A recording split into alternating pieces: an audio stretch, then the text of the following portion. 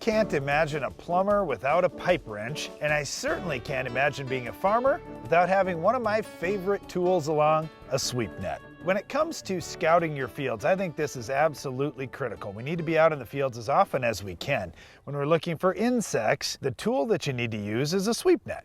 Now, you can visually see, all right, here's some bugs, or I really don't see any bugs. It's tough though, because they can be on the underside of leaves, they can be on the stem, and once your crop gets canopied, it gets really tough to find them. So to find many of those bugs, what I like to do is just walk through the field with a sweep net. I'm just sweeping back and forth a few times. It's very easy to do. The sweep net is exceptionally lightweight, so people of any age could be out in the field using it, and you just examine what's in that net and see what you've got. Okay, now Darren made the most common mistake that we see farmers make with this sweep net tool. It's sweep back and forth 3 or 4 times. Okay, we want to be very exact. I didn't say 3 or 4. We want to be precise. We want to go exactly 10 times. Okay, if you've gone exactly 10 times, now you just simply divide the number of bugs you find by 10, and you've got the number of bugs per sweep. So for those of us who aren't maybe as good at math,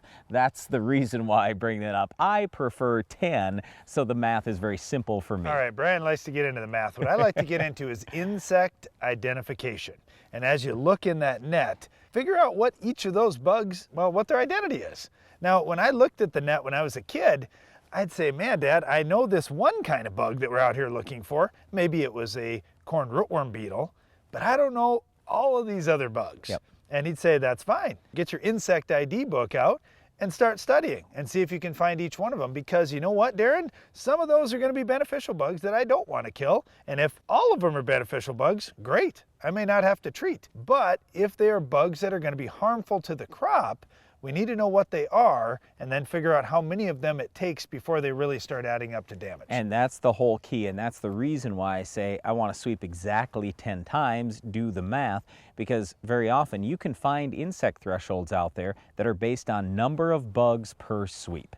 So it's not an exact science. It's not going to get you, right down within 1% or anything like that. But you just, as a farmer, need to have a general understanding. Hey, if the insect threshold is 1 bug per sweep and I'm finding 3, wow, I've got a major problem.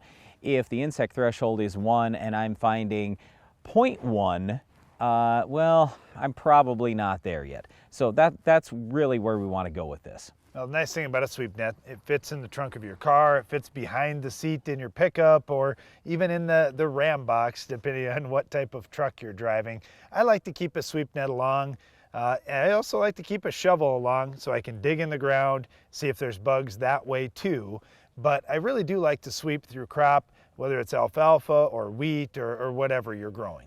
Well, having a sweep net is really important on the farm. Being able to identify those harmful insects is important, but it's also important to be able to identify harmful weeds like our weed of the week. Can you spot this tough weed in your fields?